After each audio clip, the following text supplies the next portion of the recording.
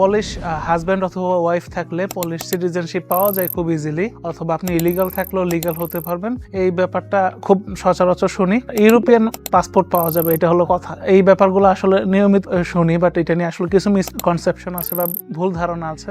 Polish citizen যদি আপনার husband অথবা ওয়াইফ হয়, সেক্ষেত্রে আপনি কিছু সুবিধা পাবেন, এটা অবশ্যই সত্য। বাট এটা এরকম না যে আপনি পরের দিনই পাসপোর্ট বা সিটিজেনশিপ পেয়ে যাবেন, বা আপনি খুব বেশি টাকা পয়সার মালিক ওই দিনই হয়ে যাবেন, বা আপনার জন্য বিজনেস করাটা খুব বেশি ইজি হয়ে যাবে। আমি ধরে নিলাম যে আপনার পলিশ স্পাউস আছে, সেক্ষেত্রে দুইটা ব্যাপার ঘটতে পারে। একটা হলো যে আপনি পোল্যান্ডে লিগাল অবস্থায় আছেন, ওয়াইফ অথবা হাজবেন্ড যেটাই হোক না কেন, সেক্ষেত্রে আপনি কিছু সুবিধা পাবেন, এটা সত্য। বাট আপনি যদি ইলিগাল অবস্থায় থাকেন, সেক্ষেত্রে ব্যাপারটা আসলে এতটা ইজি হবে না। বাট আমি ভিডিওর মধ্যে অবশ্যই বলে রাখতে চাই, ফেক কোনো ম্যারেজ যেটা শুধুমাত্র সিটিজেনশিপ বা ডকুমেন্ট পাওয়ার জন্য করা হচ্ছে, এগুলাকে আমি কোনোভাবেই অ্যাপ্রিসিয়েট করি না। এটাকে কারোরই অ্যাপ্রিসিয়েট করা উচিত না, কারণ ম্যারেজ একটা খুব পবিত্র একটা জিনিস। এটাকে আসলে আপনি একটা ছোট একটা জিনিস যেমন রেসিডেন্সি দিয়ে ছোট করতে পারেন না। আপনি যদি লিগাল অবস্থায় থাকেন, আমি ধরে নিলাম আপনার বাস্তবিক অর্থে বিয়ে হচ্ছে এবং এটা ট্রু একটা বিয়ে, যে আপনার বাস্তবিক অর্থে বিয়ে হচ্ছে এবং বিয়েটা আপনি করলেন পলিশ কোনো সিটিজেনকে, সেক্ষেত্রে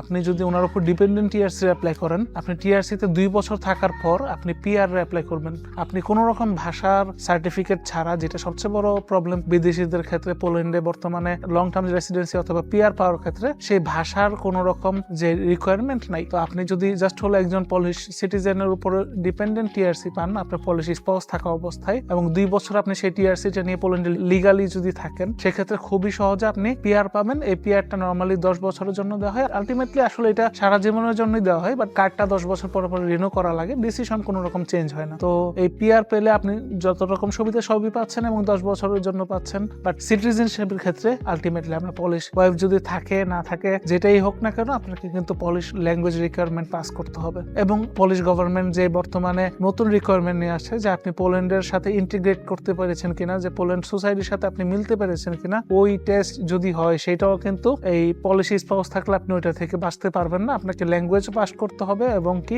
ওই এক্সাম যদি আসে কোনো কারণবশত, ওইটাও কিন্তু থাকবে। তো পলিশ স্পাউস যদি আপনার থাকে, অবশ্যই আপনি কিছু সুবিধা পাচ্ছেন, যেরকম আপনি খুব ইজিলি পিআর পেয়ে যাচ্ছেন, মানে কোনো রকম ল্যাঙ্গুয়েজ রিকোয়ারমেন্ট ছাড়া, এবং খুবই সহজেই পাওয়া যায়। আসলে আমাদের যত ক্লায়েন্ট পিআর অ্যাপ্লাই করেছেন, সবাই বেশিরভাগ ক্ষেত্রে খুব সহজে বেশি ডকুমেন্ট ছাড়াই পেয়েছেন এবং খুব ফাস্ট পেয়েছেন। সিটিজেনশিপের ক্ষেত্রে কিন্তু রিকোয়ারমেন্ট গুলো নর্মালি রয়েছে। আপনি যদি ইলিগাল থাকেন, সেই ক্ষেত্রে এরকম না যে আপনি পলিশ সিটিজেন বিয়ে করলে আপনি পোল্যান্ডে লিগাল হয়ে যাবেন অথবা আপনাকে ওনারা ডিপোর্ট করতে পারবে না। এখানে একটা জিনিস সত্য, যে আপনি পলিশ সিটিজেন ওয়াইফ থাকে অথবা হাজবেন্ড থাকে, সেই ক্ষেত্রে আপনি অবৈধ থাকলেও আপনার থেকে যাওয়ার কিছু অপশন তো অবশ্যই আছে, যে হিউম্যানিটেরিয়ান কিছু বা মানবিক কিছু দিক বিবেচনা করে অনেক সময় ডিপোর্ট করা হয় না, কিন্তু আপনি ডাইরেক্টলি কিন্তু টিআরসি অ্যাপ্লাই করতে পারছেন না, কারণ আপনি ইলিগাল থাকা অবস্থায় কোনো ধরনের টিআরসি অ্যাপ্লাই করা যায় না। আপনি যে ইন্টারন্যাশনাল প্রোটেকশন, যেটাকে আমরা অ্যাজাইলাম বলি, ওইটারও অ্যাপ্লাই করতে পারবেন না। ইন্টারন্যাশনাল প্রোটেকশন আপনি অ্যাপ্লাই করতে পারেন, কিন্তু সেক্ষেত্রে আপনি একটা জিনিস দেখেন, যে ইন্টারন্যাশনাল যে প্রোটেকশন বা অ্যাজাইলাম আমরা যেটাকে বলি, এটা আসলে কেন দেওয়া হয়?